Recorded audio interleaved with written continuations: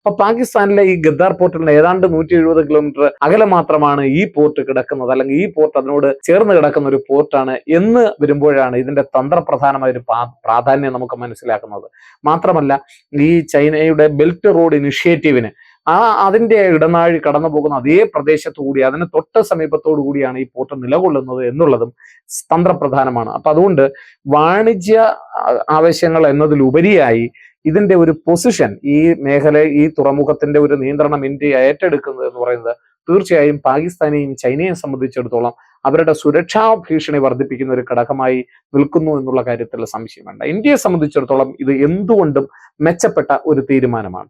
ചരക്ക് ഗതാഗത ഇന്ത്യ ഇപ്പൊ യൂറോപ്യൻ രാജ്യങ്ങളുമായോ മധ്യേഷ്യൻ രാജ്യങ്ങളുമായുള്ള ചരക്ക് ഗതാഗതം മെച്ചപ്പെടുത്തുക മാത്രമല്ല, അവരെ സംബന്ധിച്ചിടത്തോളം നമ്മൾ അവരുമായിട്ടുള്ള ഗതാഗതം കുറവാണ്, വാണിജ്യം കുറവാണ്. അപ്പൊ ആ വാണിജ്യത്തിന്റെ ശക്തി വർദ്ധിപ്പിക്കുക എന്ന് പറയുന്നത് വളരെ വലിയ ഒരു കാര്യമാണ്.